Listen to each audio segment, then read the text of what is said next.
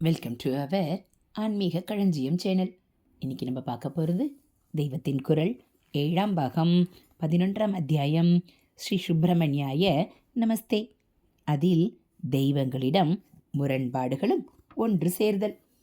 சர்ப்பஸ்வரூபம் என்று சொல்லும்போது சர்ப்பங்களில் தலைவர்களாக உள்ள வாசுகி, தக்ஷகன் ஆகியவர்களை தீக்ஷிதர் குறிப்பிட்டு அந்த ரூபங்களை எடுத்துக்கொண்டவனே என்கிறார்.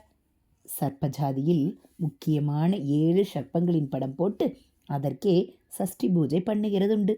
வாசுகிதான் நாகலோகத்தில் நாகராஜாவாக இருப்பது. மந்திரமலையை இந்த வாசுகியால் கட்டித்தான் அமிர்த மதனத்தின் போது சீராப்தியை கடைந்தது. விசித்திரமாயிருக்கிறது. அமிர்தத்தை உண்டாக்க விஷப்பாம்பு உபகரணமாகிறது. விரோதமாய் இருக்கிறவை எல்லாமும் சத்காரியத்தில் ஒன்று சேர்ந்து விடுவதே இதற்கு தாத்பரியம். சுப்பிரமணிய சர்ப்ப ஸ்வரூபர் என்பதை பார்த்தாலே இந்த ஒன்று சேர்தல் தெரியும். அவர் வாகனம் என்ன? மயில். அது சர்ப்பத்தின் பரமவைரி. ஒரு சர்ப்பத்தை அது நசுக்கி கொண்டிருக்கிற மாதிரியே சித்தரித்திருக்கும். நாகபந்த மயூரா என்று திருப்புகளில் கூட இருக்கிறது. சர்ப்பத்தை நசுக்கி கொண்டு அதன் மேலே உட்கார்ந்து கொண்டிருக்கிற மயிலின் மேலே உட்கார்ந்து கொண்டிருப்பவரே சர்ப்பஸ்வரூபர். சிங்க சொப்பனம் என்பதாக சொப்பனத்தில் சிங்கத்தை பார்த்தால் கூட யானைக்கு பயத்தில் பிராணன் போய்விடும். ஆனால் சிங்கத்தின் மேலேயே ஒரு யானை உட்கார்ந்திருக்கிறது. விக்னேஸ்வரரின் அநேக மூர்த்தங்களில் ஹேரம்பர் என்று ஒன்று கேள்விப்பட்டிருக்கலாம். அந்த ஹேரம்ப கணபதிக்கு சிம்மம்தான் வாகனம். பாம்பு மயில் மாதிரிதான் பாம்பும் கருடனும். மகாவிஷ்ணுவுக்கு ஒன்று படுக்கை, மற்றது வாகனம். மயிலும் கருடனும் பாம்பை தின்றுவிடுமென்றால் பாம்பு சந்திரனை தின்றுவிடும். அப்படித்தானே கிரகணத்துக்கு கதை சொல்லுகிறோம். பரமசிவன் சிரசிலோ பாம்பும் இருக்கிறது, சந்திரனும் இருக்கிறது. பார்வதி பரமேஸ்வரனை தம்பதியாக பார்க்கும்போதும் இப்படியே விசித்திரமாயிருக்கிறது. மாட்டை பார்த்தால் சிங்கம் விடுமா? ஒரே அடியில் அடித்து போட்டு தின்றுவிடும். ஆனால் பரமசிவன் ரிஷப வாகனத்தில் உட்கார்ந்து இருக்க அம்பாளோ சிம்மவாகினியாக இருக்கிறாள். தாத்பரியம் பரமாத்மாவின் சந்நிதியில் எதிரெதிராக இருப்பதெல்லாம் கூட துவேஷ பாவம் போய் ஒற்றுமையாய் சேர்ந்து விடுகின்றன என்பதுதான். வாசுகி தக்ஷாகாதியில் இருந்தோம். வாசுகிதான் அமிர்தம் எடுக்க கடைக்கயிறு என்று சொன்னேன். ஹரஹர சங்கர, ஜெய ஜெய சங்கர. அடுத்து முருக ஆதிசேஷர்கள்.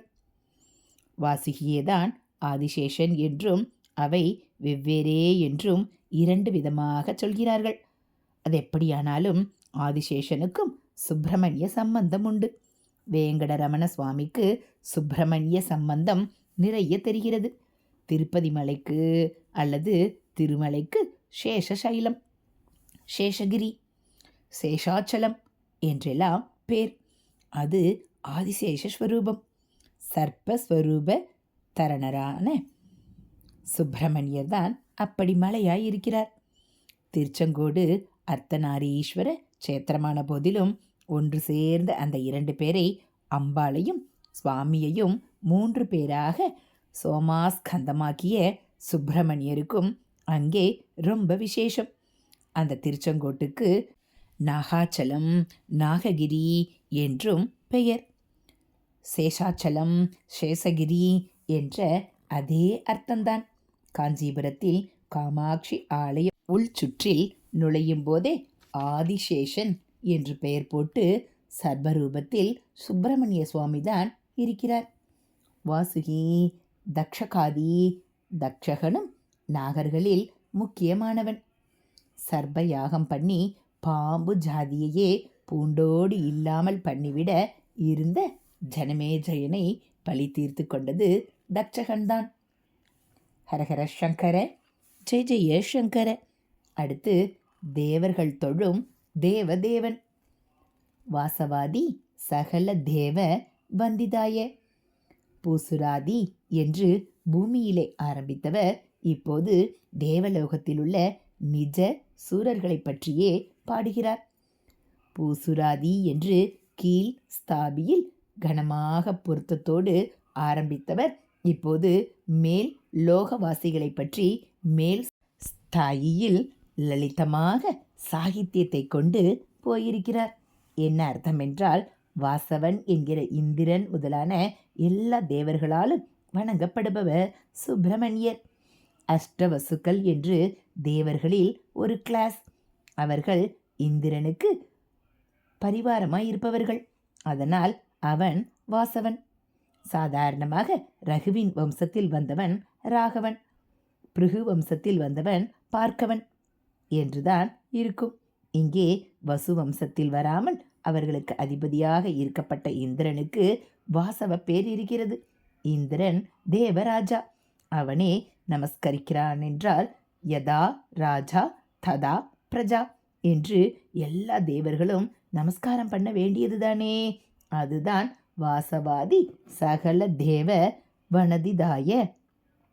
சூரபத்மா தேவர்களை அடித்து துரத்திவிட்டு இந்திரனின் சிம்மஹாசனத்தை அபகரித்த போது தேவர்கள் எல்லோரும் தங்களுக்கு மகாசக்தனான ஒரு சேனா நாயகன் வேண்டுமென்று பிரார்த்தனை பண்ணித்தான் ஈஸ்வரன் சுப்பிரமணியரை படைத்தது. அதனால் அவர்கள் அவரை ரொம்பவும் பூஜிக்கத்தானே வேண்டும்.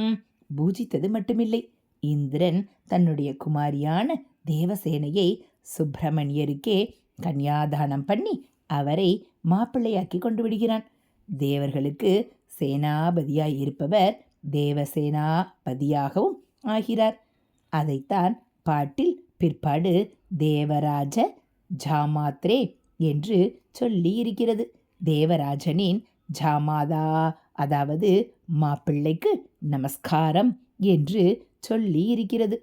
ஹரஹர சங்கர, ஜெய ஜெய சங்கர. அடுத்து இருவிதத்திலும் திருமாலின் மருமகன். ஒரு சமாச்சாரம் ஞாபகம் வருகிறது. தேவசேனையை இந்திரனின் குமாரி என்கிறோம், வள்ளியை நம்பிராஜன் குமாரி என்கிறோம், சூரமகள் குரமகள் என்று சொன்னேன். ஆனால் வாஸ்தவத்தில் 2 பேருமே மகாவிஷ்ணுவின் குமாரிகள்தான். அவருடைய ஆனந்த பாஸ்பத்திலிருந்து உத்பவித்தவர்கள். அப்புறம் ஒவ்வொரு காரணத்துக்காக ஒருத்தி இந்திரனிடமும் மற்றவள் நம்பிராஜனிடமும் பெண்ணாக வளர்ந்தார்கள். மகாவிஷ்ணு யார்? சாக்ஷாத் அம்பாளின் உடன்பிறப்பு, அதாவது சுப்பிரமணிய சுவாமியின் மாமா. மாமா பெண்களைத்தான் இவர் முறை தப்பாமல் கல்யாணம் பண்ணிக்கொண்டு மருமகன் என்ற வார்த்தையை 2 அர்த்தத்திலும் ஜஸ்டிஃபை பண்ணி கொண்டிருக்கிறார். அதனால்தான் போலிருக்கிறது. அருணகிரிநாதர் முருகோனே என்று சொல்கிற அளவுக்கு மருகோனே மருகோனே என்றும் பாடியிருக்கிறார். பிள்ளையார் கூடத்தான் விஷ்ணுவுக்கு மருமானாயிருந்த போதிலும் மாள் மருகோன் என்று சுப்பிரமணியரையே சொல்கிறோம். ஹரஹர சங்கர, ஜெய ஜெய சங்கர. அடுத்து சைவ வைஷ்ணவ ஒற்றுமை. துவேச பாவம் போய் ஒன்று சேர்ந்து விடுவதை சொன்னேனே, இங்கேயும் அதற்கு எக்ஸாம்பிள். விஷ்ணுவின் பிள்ளையான மன்மதனை எரித்த ஈஸ்வரனுக்கு அதே நேத்ராக்னியிலிருந்து பிறந்தவர் சுப்பிரமணியர். இவருக்கே அந்த விஷ்ணு ஒட்டிக்கு இரட்டியாக தன் பெண்களை கல்யாணம் பண்ணி தந்திருக்கிறார். இப்படி பார்த்து கொண்டு போனால் சைவம் வைஷ்ணவம் என்பது கூட போய் ஸ்ரீ சுப்பிரமணியாய ஒரு வைஷ்ணவருக்கு மாஸ்டர் பீஸாக இருப்பது விசித்திரமே இல்லை, ரொம்ப நியாயம்தான் என்றாகிவிடும். விஷ்ணுவின் மாப்பிள்ளை தானே அவர். மாப்பிள்ளையிடமில்லாத பிரியமும் மரியாதையும் உண்டா? இன்னும் ஒருபடி மேலே அம்பாள் விஷ்ணு சகோதரிதானே. மீனாட்சியை சுந்தரேஸ்வரருக்கு யார் தாரை வார்த்து தருவது? பெருசாக லோகமே கொண்டாடுகிற சிற்பமாக அடித்து வைத்திருக்கிறதே. முதலில் சமஸ்த ஜனங்களும் பூஜிப்பதாக சொன்ன தீட்சிதர் அப்புறம் சகல தேவர்களும் வந்தனை செய்வதை சொல்கிறார். மனிதர்களில் பல ஜாதி இருப்பது போல் தேவரிலும் உண்டு. வசுக்கள், ருத்ரர்கள், ஆதித்யர்கள், இன்னும் அடுத்த பாக்களில் கந்தர்வர்கள், வித்யாதரர்கள், கிண்ணறர்கள் என்பதெல்லாம் தேவ ஜாதிகள். எல்லா மனுஷ்ய ஜாதிகளாலும் பூஜிக்கப்படுவது போலவே இந்த எல்லா தேவ ஜாதிகளாலும் பூஜிக்கப்படுபவர் சுப்பிரமணியர். சகல தேவ வந்திதாய வரேண்யாய. ஹரஹர சங்கர, ஜெய ஜெய சங்கர. மகா பெரியவாச்சரணம். இது போல் தெய்வத்தின் குரல் பகுதிகளை நீங்கள் தினந்தோறும் கேட்கணும் அப்படின்னா மறக்காமல் நம்ம சேனலை சப்ஸ்கிரைப் பண்ணுங்கள். கூடவே பெல் ஐக்கானை கிளிக் பண்ணி ஆளுங்கிற பட்டனையும் அழுத்திடுங்க. நம்ம சேனலில் வரக்கூடிய தெய்வத்தின் குரல் பகுதிகள், மகாபிரிவ மகிமை, மகாபிரிவ அருள்வாக்கு எல்லாம் உங்களுக்கு பிடிச்சிருந்தா ஒரு லைக்கும் கமெண்ட்டும் கொடுங்க. ஹரஹர சங்கர, ஜெய ஜெய சங்கர. ஹரஹர சங்கர, ஜெய ஜெய சங்கர. மகாபிரிவாச்சரணம்.